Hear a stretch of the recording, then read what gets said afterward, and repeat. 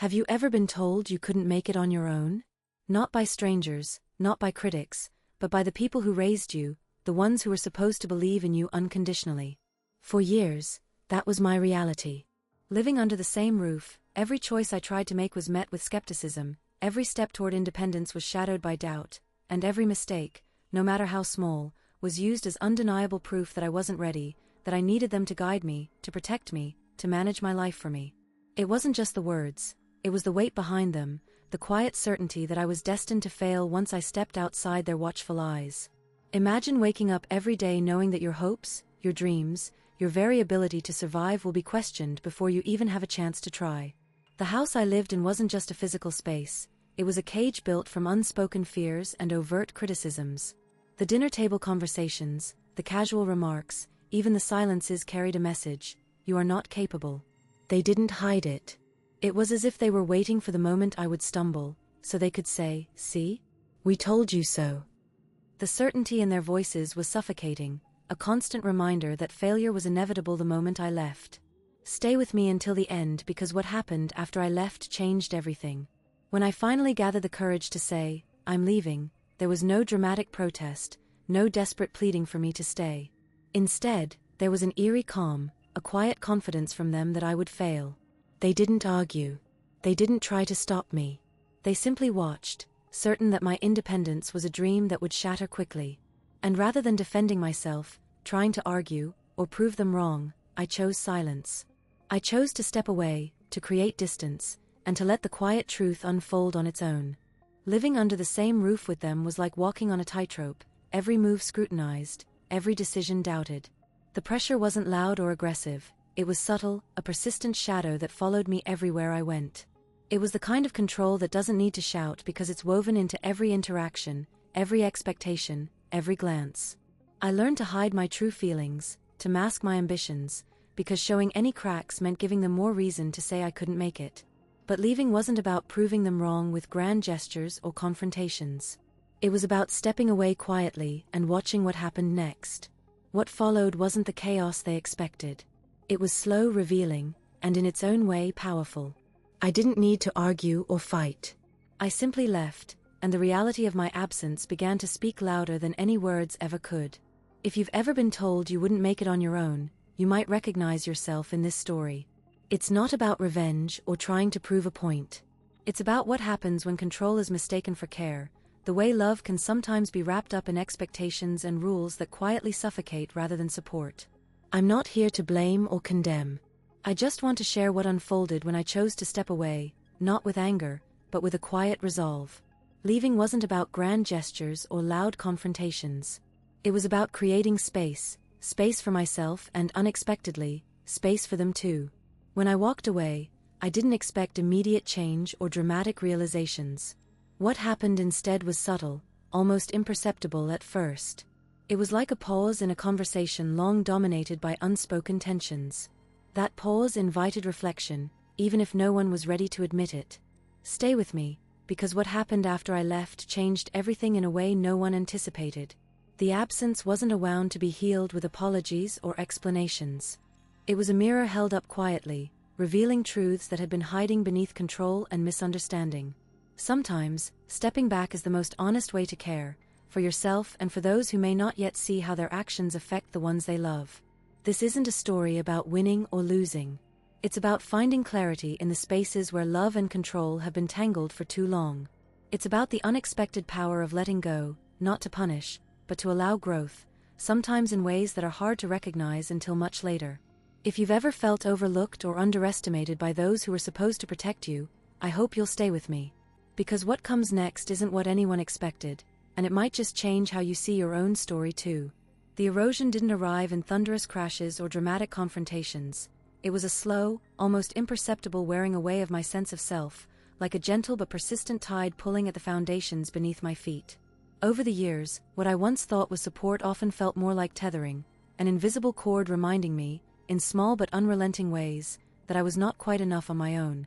It wasn't a single comment or one moment of doubt that left its mark, but a steady stream of subtle messages carefully woven into everyday interactions.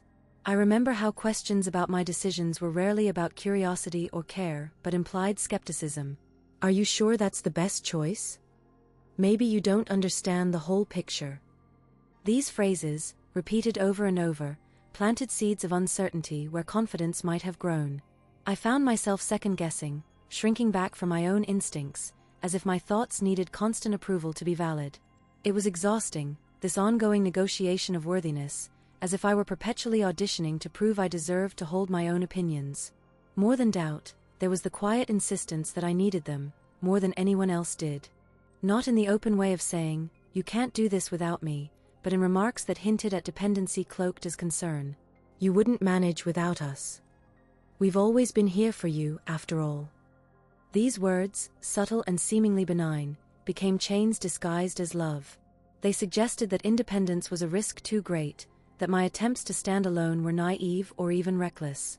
At times, I felt like I was being gently boxed in, the walls closing in so gradually that I barely noticed until I realized how small the space around me had become. The repetition was relentless. Each small doubt, each carefully placed reminder, chipped away at my confidence until the person I saw in the mirror was a hesitant reflection, unsure of her own voice.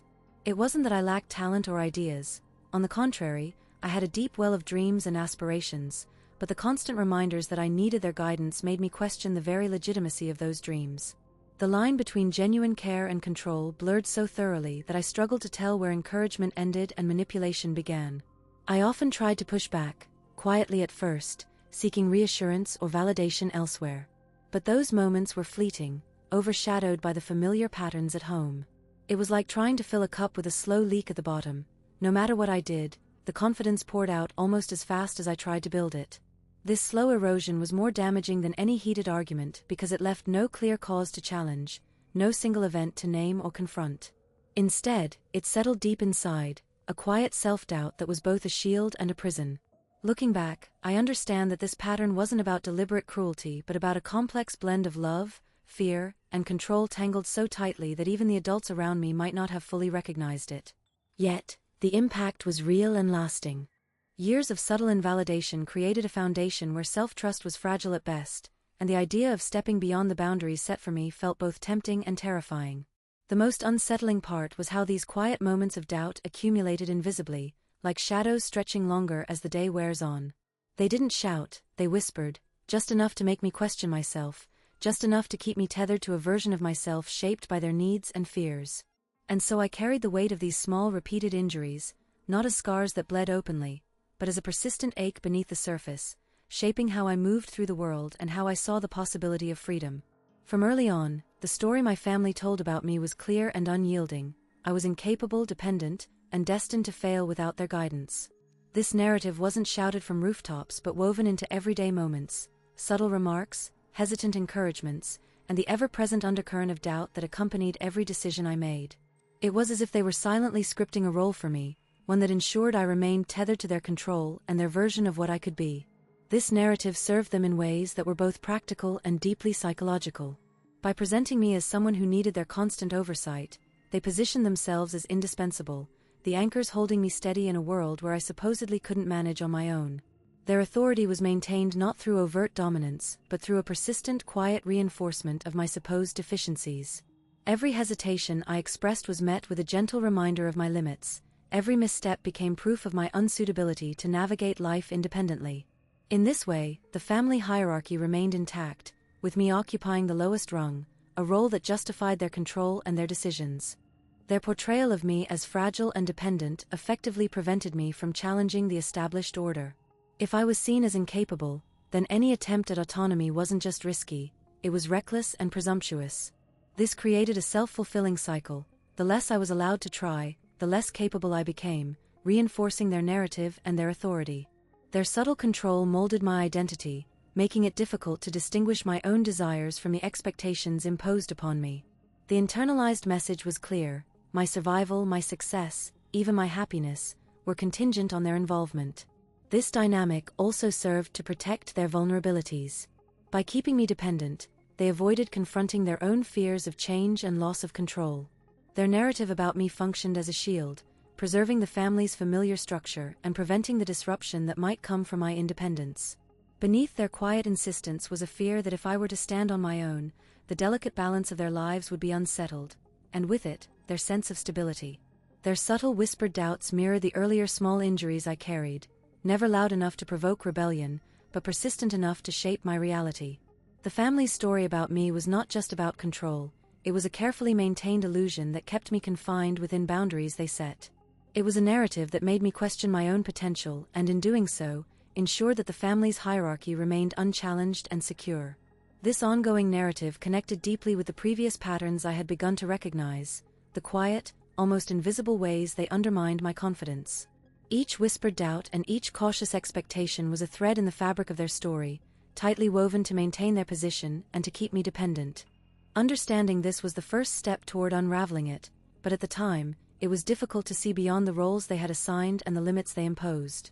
In this way, the family's story about me was both a prison and a foundation, holding me back even as it defined my place within the only world I knew. It was a story that served their needs far more than mine, and one that I struggled silently to rewrite. The moment I finally spoke, the words felt heavier than I expected. I stood in the center of the living room, the space that had witnessed countless family gatherings, arguments, and celebrations. The air was thick with an unspoken tension, as if the walls themselves were bracing for what I was about to say.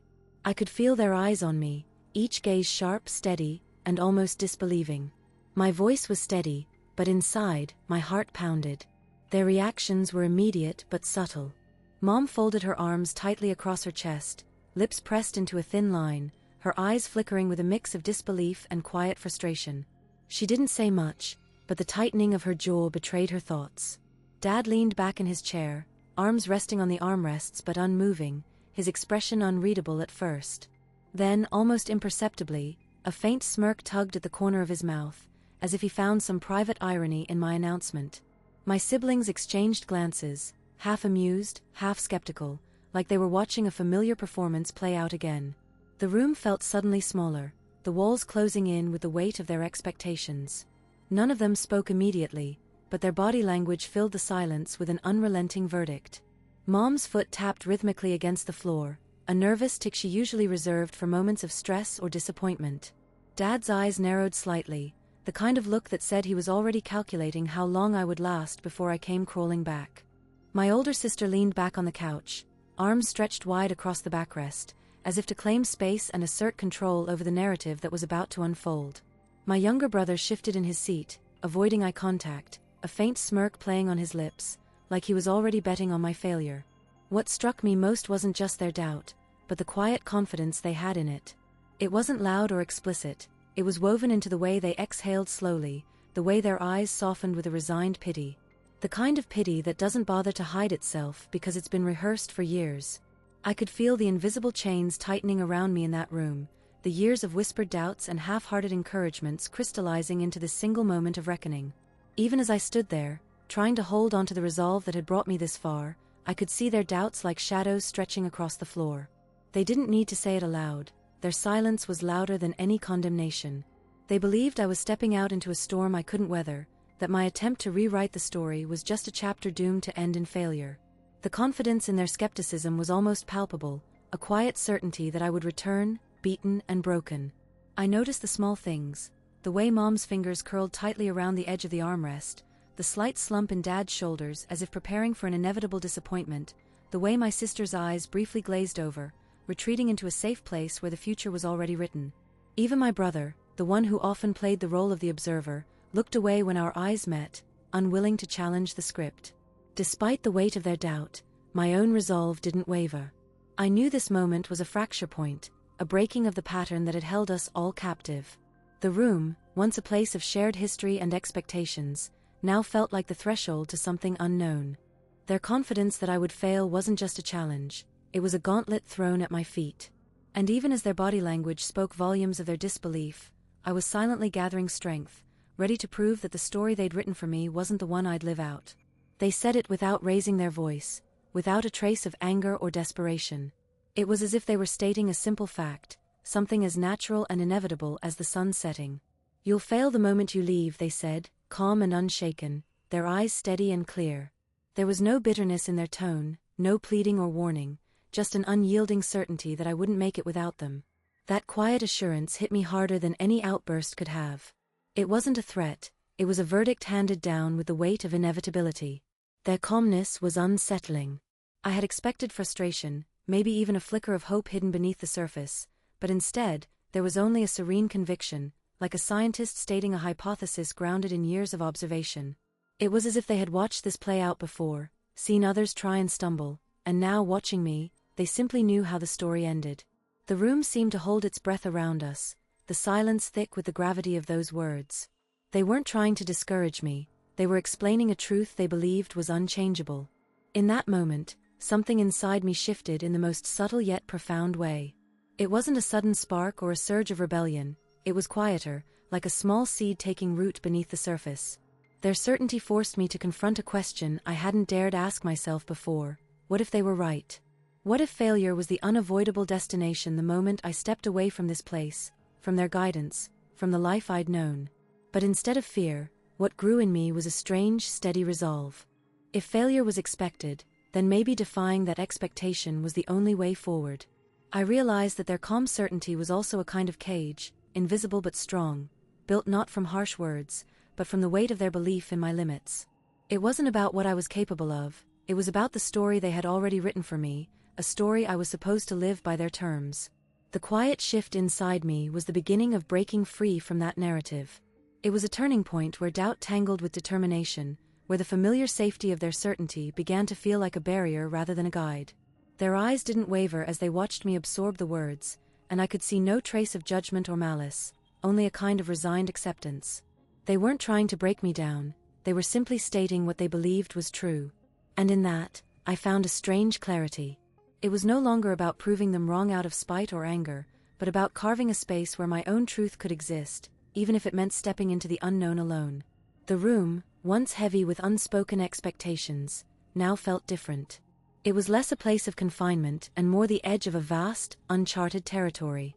Their certainty, instead of anchoring me, became a challenge to redefine what success and failure meant.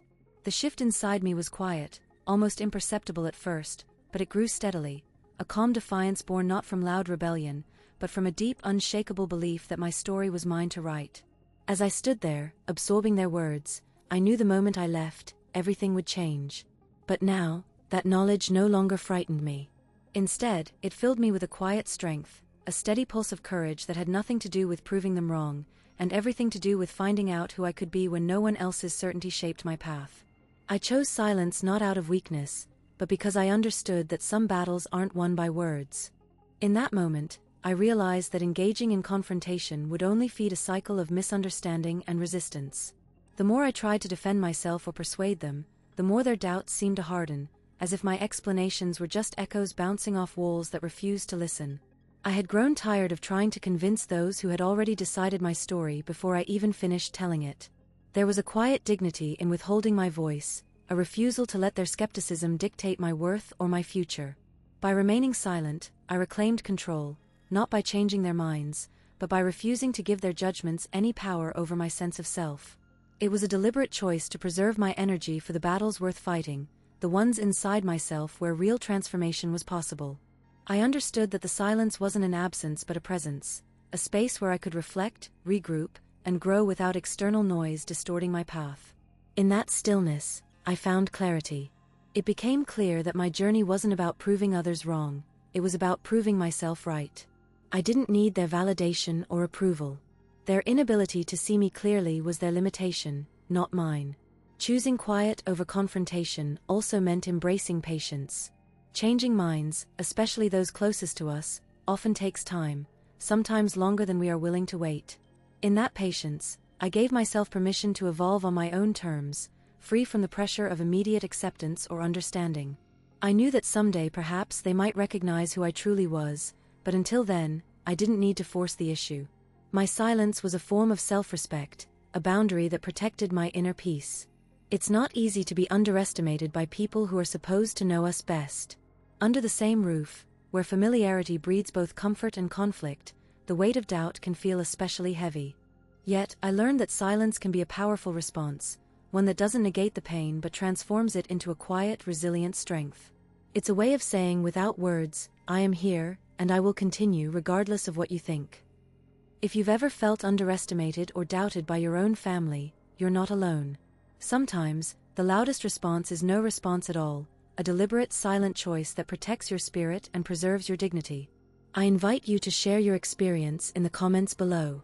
How have you handled moments when those closest to you failed to see your potential? Your story might be the encouragement someone else needs to find their own quiet strength.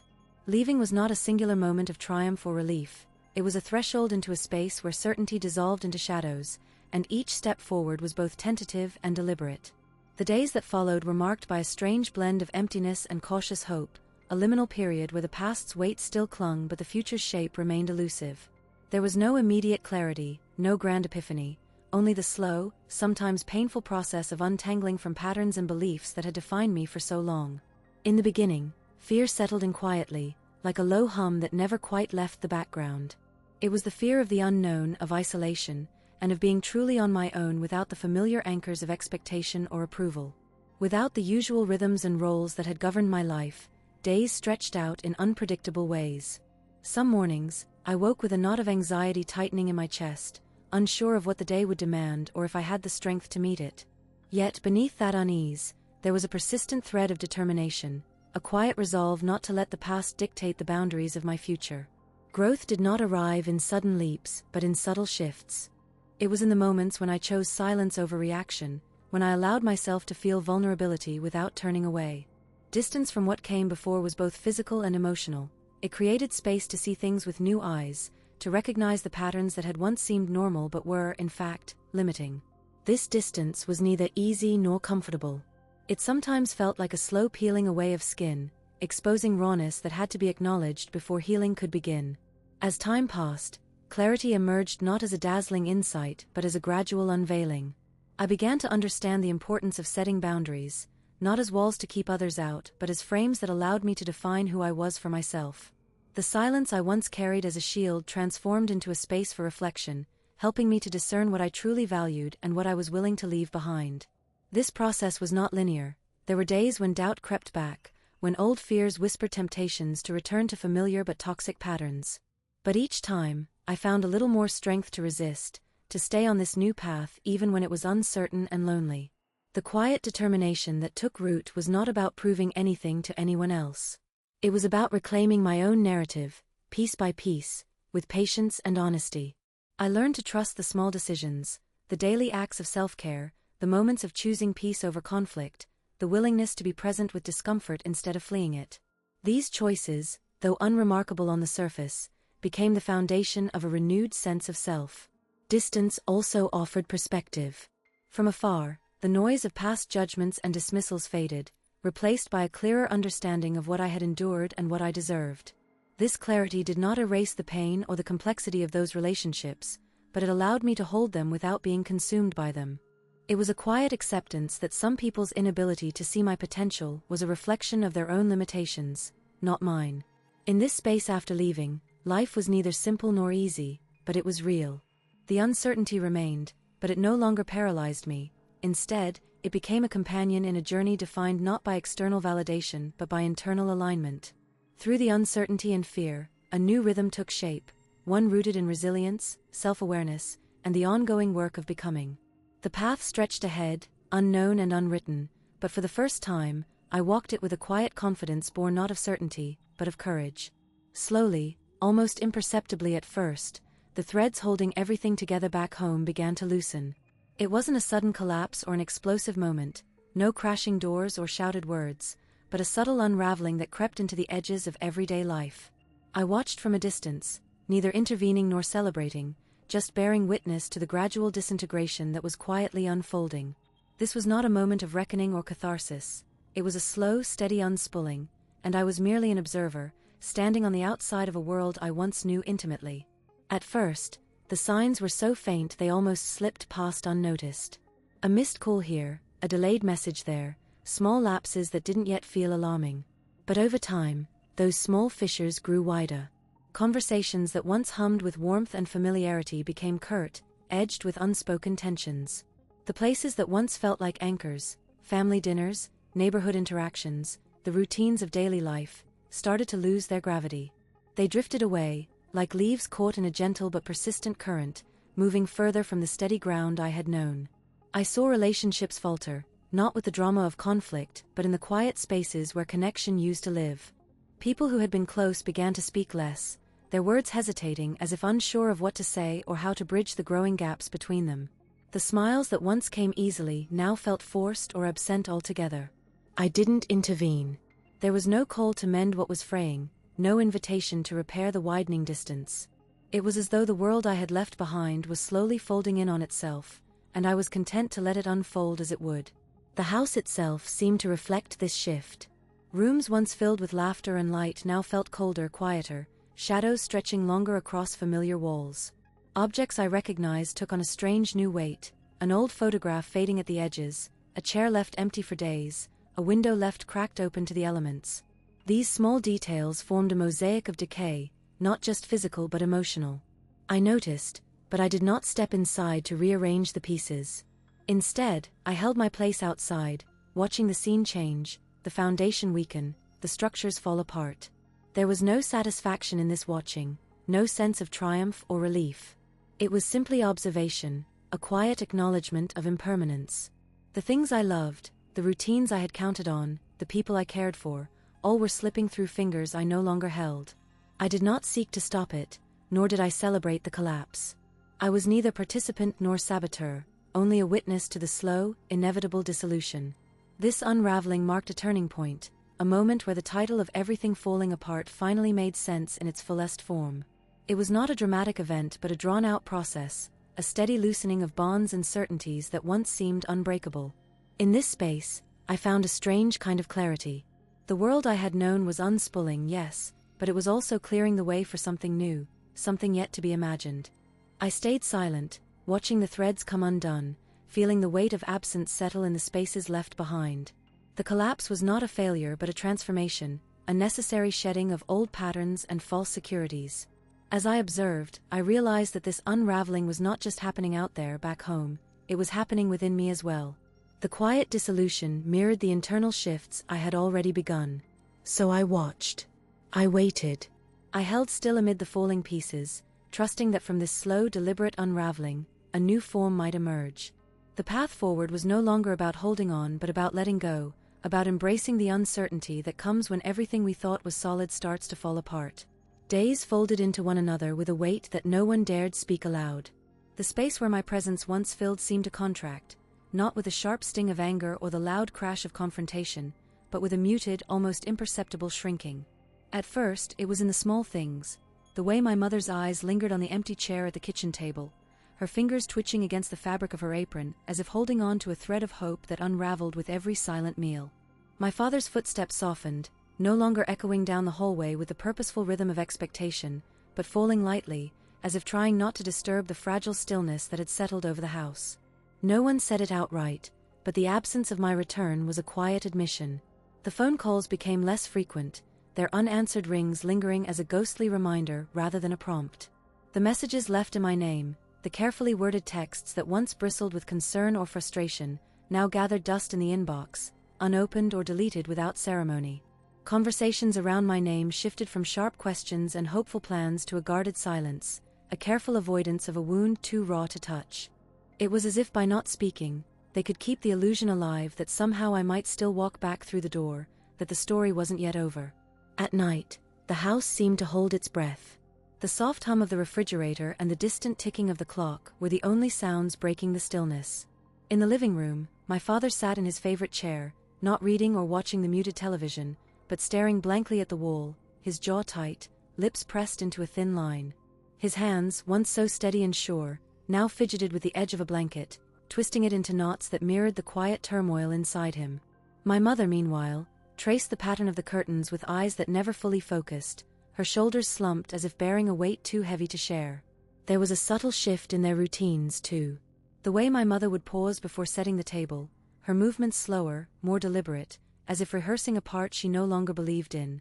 My father stopped speaking of the future in the present tense, his language slipping into the conditional and the past, as though retreating to a place where I still existed in memory but not in reality. Their laughter, once easy and frequent, became rare and brittle, breaking like thin ice underfoot. It wasn't bitterness or blame that filled the space between us, but a quiet mourning, a subdued regret that hovered just beneath the surface. At family gatherings, The absence of my voice created a hollow where connection once lived. My siblings, younger and less burdened by the weight of unspoken truths, glanced my way with a mixture of confusion and sadness, their smiles strained as they navigated conversations that skirted around me. They asked fewer questions as time went on, their curiosity dulled by the understanding that some answers would never come. The house, once a place of shared stories and collective dreams, became a landscape marked by missing pieces, shadows cast by the choices that had pulled me away. In the rare moments when eyes met across the room, the silence spoke volumes. No apologies were offered, no explanations demanded. Instead, there was a quiet acknowledgement of the gulf between us, a tacit acceptance that some roads lead away from home, not back to it. The regret was not loud or dramatic but a steady, aching presence, like the fading echo of a song once cherished. It was the kind of sorrow that settles deep into the bones, unspoken yet understood, a solemn recognition of what had been lost and what might never be reclaimed. And so the house held its breath, caught in the stillness of a story paused but not forgotten. The slow unraveling that began with my departure continued, threading through the days and nights, weaving a tapestry of silence and subtle shifts. It was here, in the quiet spaces between us, that they finally realized I wasn't failing, I wasn't coming back, and that the shape of our family would never be quite the same again. Living under the same roof with those who equate care with control creates a complex, often invisible barrier. It's a barrier built not of bricks or locks, but of expectations, fears, and unspoken rules that bind and restrict. When independence steps onto this fragile stage, it shines a light on uncomfortable truths that many would rather keep hidden. It reveals how what was once seen as protection may have been a cage, how love can sometimes be mistaken for possession, and how the courage to step away is the first step toward reclaiming one's own story. For those watching who still find themselves caught in the quiet grip of emotional control, know this: your feelings are valid. You are not alone. The journey to freedom is rarely simple or straightforward. It requires patience with yourself and others, moments of doubt and defiance alike. But it also holds the promise of rediscovery, a chance to see yourself not as a shadow cast by someone else's desires, but as a fully realized individual capable of shaping your own life. The story unfolding under the same roof is not just about separation or distance, it's about the gradual dismantling of old patterns and the forging of new connections that honor autonomy without severing love. It's about learning that caring doesn't mean controlling, and that sometimes the deepest care is shown by letting go. This realization can be painful, but it is also liberating. It pushes families to confront the parts of themselves they have avoided and to embrace a more honest, compassionate way of relating. If you recognize these struggles in your own life, or if you've witnessed similar stories that resonate deeply, you are invited to join a community that listens without judgment and shares without shame. Here, we explore real stories of family control, emotional injustice, and the quiet victories that happen beneath the same roof. Through these stories, we find strength in vulnerability and hope in shared experience. Subscribe to stay connected. Together, we can uncover the layers of control disguised as care, celebrate the bravery it takes to claim independence, and support one another as we navigate the complex terrain of family relationships. Your story matters, your voice deserves to be heard, and your journey toward emotional freedom is a victory worth sharing. Join us and let's move forward, one honest step at a time.